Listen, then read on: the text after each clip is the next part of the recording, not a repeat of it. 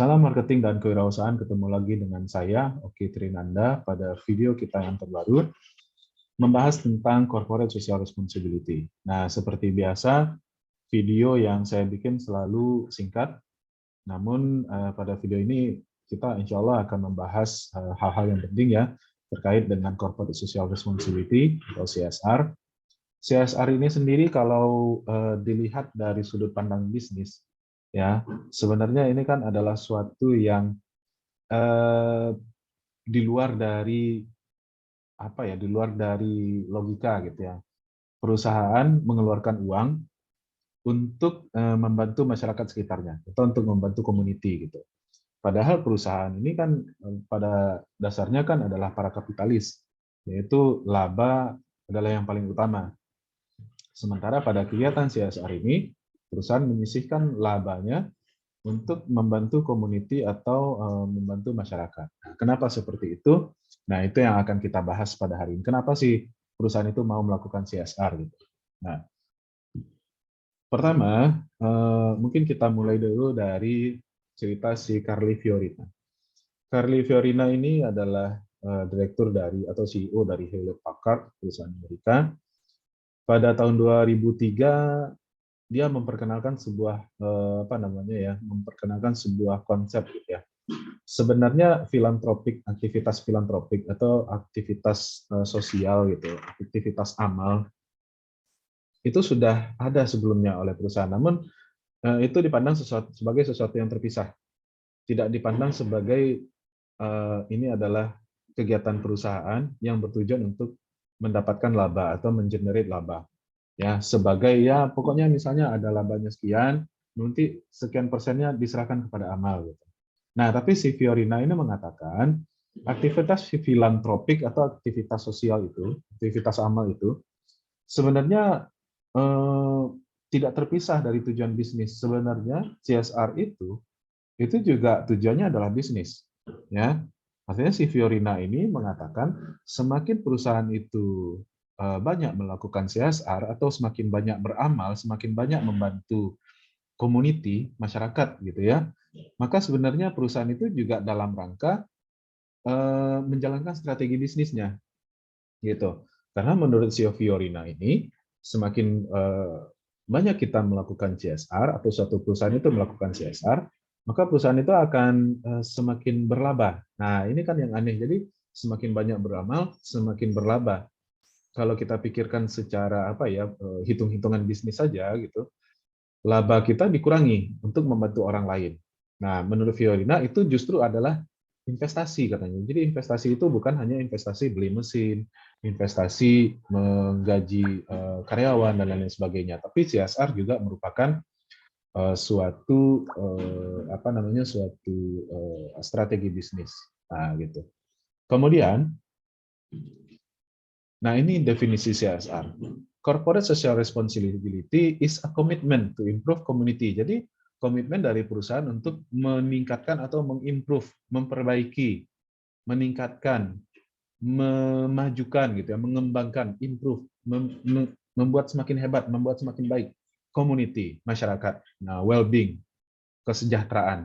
Jadi komitmen perusahaan untuk meningkatkan kesejahteraan masyarakat melalui discretionary business practice and contribution of corporate resources. Jadi sumber daya yang dimiliki oleh perusahaan itu yang mereka kontribusikan kepada masyarakat, baik itu berupa labanya atau mungkin misalnya ya tidak terbatas kepada laba saja ya, bisa jadi aset-asetnya yang lain, misalnya gedungnya dia bangun khusus untuk kegiatan amal misalnya, atau memberikan beasiswa dan lain-lain sebagainya. Jadi inilah CSR. Ya, kewajiban, komitmen perusahaan. Nah, discretionary ini maksudnya kebebasan untuk memilih. Nah, ini posisi saya agak ini ya. Nah, kebebasan untuk memilih menentukan terserah kepada kebijaksanaan seseorang. Jadi perusahaan itu dia discretionary, artinya dia bebas memilih community mana yang dia akan bantu. Namun tentu saja begini, yang namanya perusahaan karena sudah disampaikan tadi, ini bukan hanya beramal saja, bukan hanya beramal lillahi ta'ala gitu ya, kemudian berharap pahala, bukan itu saja. Sebenarnya CSR itu juga merupakan salah satu strategi bisnis. Makanya siapa yang dipilih, itu juga yang akan menguntungkan dari perusahaan gitu. Paling tidak misalnya membantu orang-orang yang mungkin akan menjadi konsumennya misalnya, atau paling tidak membuat nama perusahaan tersebut menjadi lebih baik. Nah, kemudian komitmen perusahaan bertanggung jawab sosial melalui adopsi praktik bisnis baru dan atau berkontribusi secara moneter atau non moneter. Jadi bisa jadi secara moneter kontribusi itu ya, misalnya memberikan beasiswa, membangun sekolah. Nah, mungkin ada yang masih ingat kampung saya kan di Sumatera Barat, kami dulu pernah menghadapi gempa pada tahun 2009, kemudian banyak gedung-gedung yang hancur, banyak gedung-gedung yang rusak gitu ya. Anak-anak tidak bisa sekolah dan juga tidak ada air bersih. Itu perusahaan berlomba-lomba datang ke Sumatera Barat. Tujuannya apa? Untuk beramal. Untuk beramal itu ya mereka bangun sekolah, mereka sediakan air bersih dan lain-lain sebagainya. Gitu. Nah, kalau dalam bentuk non moneter bagaimana? Ya mungkin yang tidak uang, mungkin mereka memberikan bantuan, misalnya ada satu perusahaan menyediakan air bersih misalnya, seperti yang dilakukan oleh Bill Gates, salah satu orang terkaya dunia. Jadi ternyata Bill Gates itu, sini saya pernah baca, mungkin kalau seandainya salah boleh di komen saja. Saya pernah baca 70% keuntungan yang didapatkan oleh Bill Gates ya, 70% kekayaannya itu dibelanjakan untuk membantu masyarakat di Afrika. Mereka bikin sumur, bikin sumber air bersih, mengalirkan air ke desa-desa yang sulit mendapatkan air bersih. Nah, itu juga bantuan dalam bentuk non moneter. Nah, moneter bentuk dalam keuangan dan moneter itu yang tidak dalam bentuk keuangan gitu ya. Nah, well-being ini adalah kondisi manusia dan isu lingkungan. Ini yang sekarang ya manusia semakin maju, semakin modern, mereka tidak hanya berpikir tentang dirinya sendiri, tidak hanya berpikir tentang well-being atau kesejahteraan dirinya sendiri, tapi juga well-being terhadap orang lain. Dia sudah mulai memikirkan lingkungannya, dia sudah mulai memikirkan generasi setelahnya.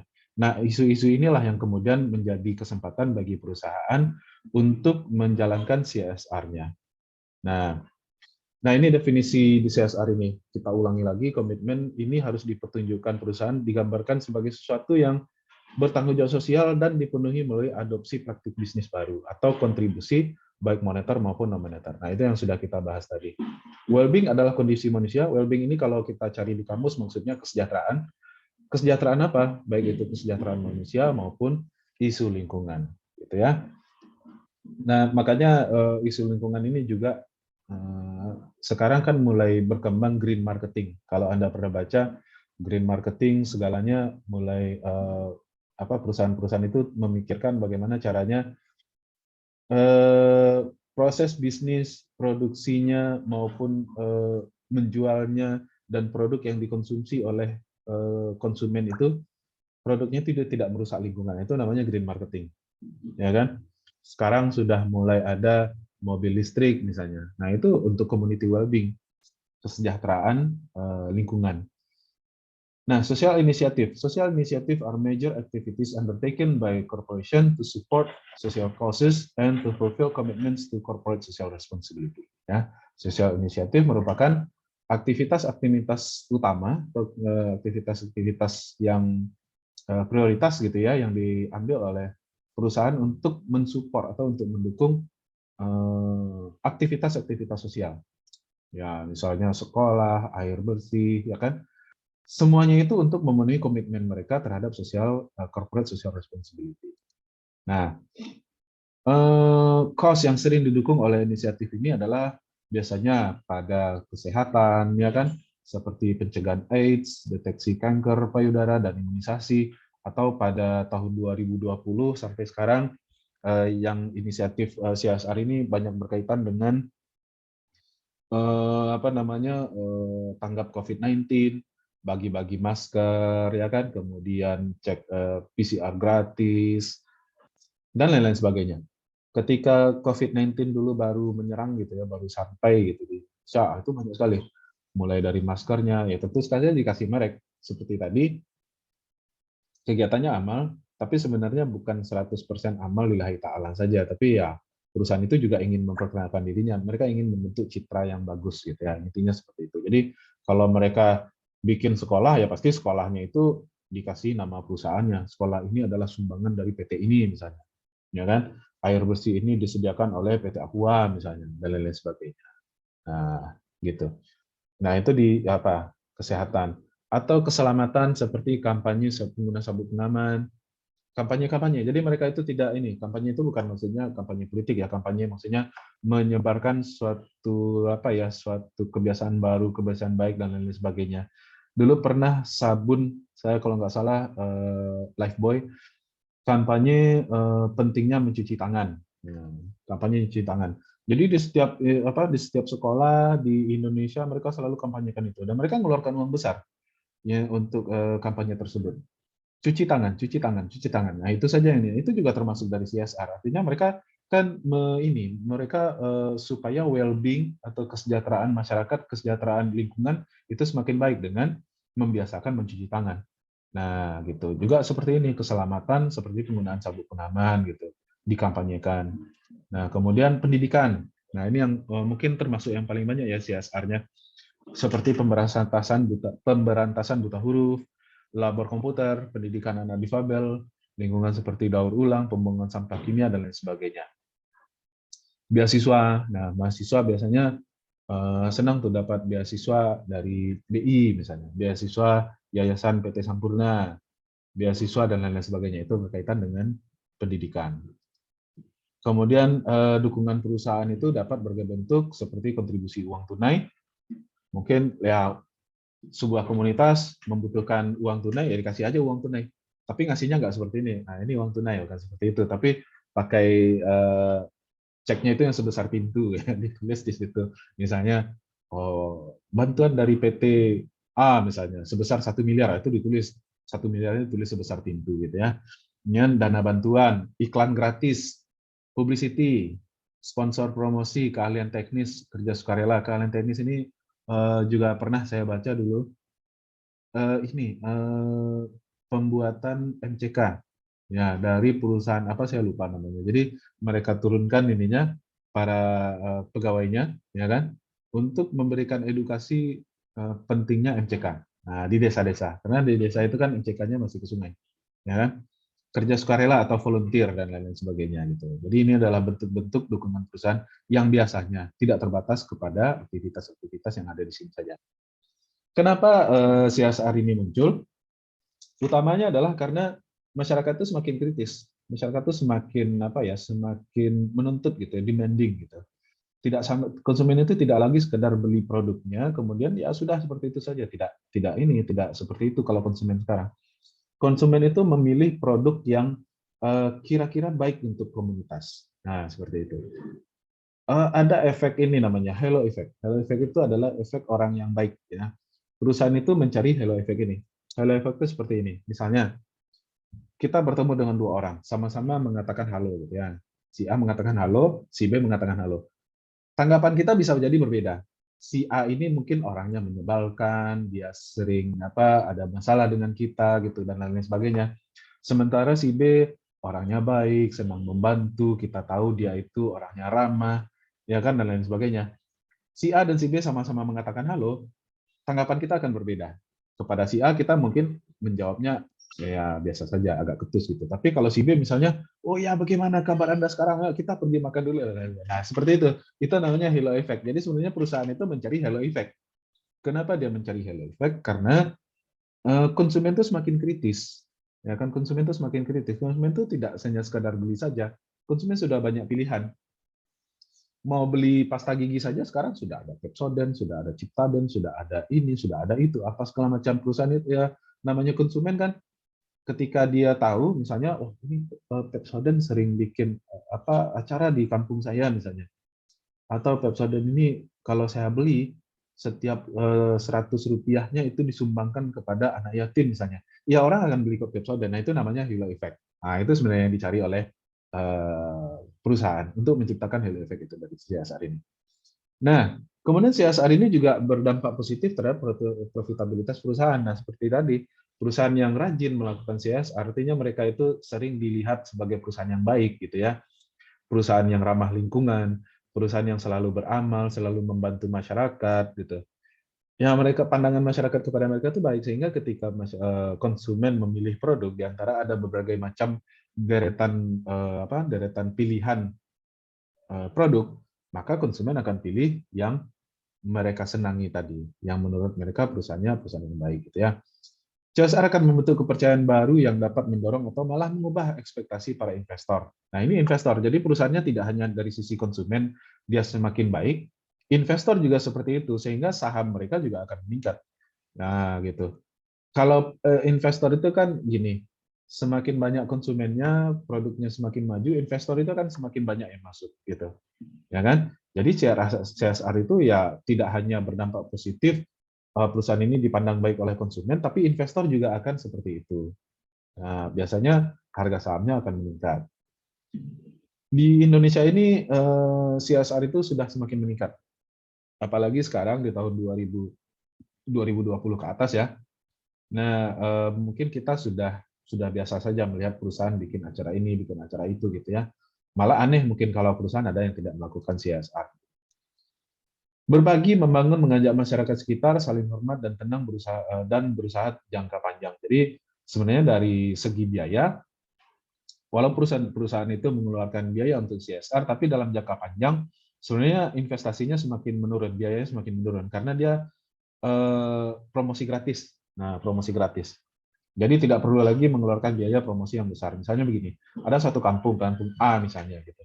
Kemudian ada suatu perusahaan membuat sekolah gratis di situ gitu. Perusahaan ini pasti dibincangkan oleh masyarakat di situ. Mungkin dia akan bincangkan lagi dengan desa sebelah, dibincangkan di kampung kami sekarang ada sekolah gratis, anak-anak sekarang senang katanya. Kok bisa seperti itu ya? Karena perusahaan ini katanya produknya ini nih. Jadi promosi yang terbaik itu sebenarnya yang seperti itu. Gitu. Jadi si konsumen yang mempromosikan perusahaan, bukan perusahaan yang berusaha mempromosikan diri sendiri, sehingga biaya dan investasinya sebenarnya juga semakin menurun dalam jangka panjang. Ya, dalam jangka pendek memang menjadi biaya, tapi menjadi jangka panjang menjadi sebuah value atau menjadi sebuah nilai. Nah, pendekatan tradisional itu CSR sebelum tahun 2003 tadi itu hanya untuk supaya perusahaan itu doing good to look good gitu. Supaya terlihat baik saja. CSR karena ada aturan pemerintah. Memang ada aturan pemerintah. Jadi perusahaan itu melakukan CSR karena memenuhi peraturan, karena memenuhi tuntutan pemerintah. Perusahaan harus melakukan CSR. Tapi kalau pendekatan yang modern, CSR itu dipandang sebagai sebuah investasi jangka panjang. Nah, ini contoh CSR. Anda membeli produk A, sekian persen untuk yayasan B. Jadi misalnya Aqua, 1 liter Aqua itu, setiap kita beli 1 liter, nah 10 liter air bersih di NTT misalnya. Nah, dikasihlah gambar anak NTT di situ. Jadi kita membeli minumnya itu ya orang yang membeli Aqua dengan membeli merek lain misalnya, kita lihat gambarnya, wah saya kalau beli Aqua ini berarti saya juga sambil bersedekah kepada orang di NTT misalnya, dibandingkan dengan merek B yang saya beli minum, ya beli minum saja, saya beli Aqua. Nah, gitu misalnya. Kemudian, nah ini juga, ini yang saya contohkan tadi, donasi gitu ya, sumbangannya 236.000 dolar apa ini ya, dolar Australia ya, ya AUD, dolar Australia. Nah, nggak dikasih gitu aja, ini duit nggak seperti itu ya, pasti mereka akan bikin ceknya itu sebesar pintu gitu ya, walaupun cek ini nggak mungkin dibawa ke bank, difoto, diviralkan dan lain sebagainya. Corporate philanthropy. Ini jangan contoh saja. Juga perusahaan mendorong karyawan dan stakeholder-nya untuk menjadi relawan sosial. Ya kan, perusahaan itu mengadakan suatu acara di mana karyawan-karyawannya itu ya melakukan pengabdian ya kalau seperti di perguruan tinggi. Nah, tahap tertinggi CSR itu adalah kegiatan perusahaan itu memberikan nilai, sehingga memberikan manfaat kepada orang banyak. Oke, hanya itu yang ini yang konsep-konsep penting ya mengenai CSR ini. Pada intinya adalah CSR itu adalah amal ya, amal yang dilakukan oleh perusahaan, baik itu sifatnya moneter atau non moneter, dan dilakukan itu untuk investasi jangka panjang karena dia mencari halo effect. Berbeda dengan CSR sebelum tahun 2003 itu dipandang hanya sebagai memenuhi kewajiban saja. Oke, sampai jumpa di video berikutnya. salah marketing dan kewirausahaan.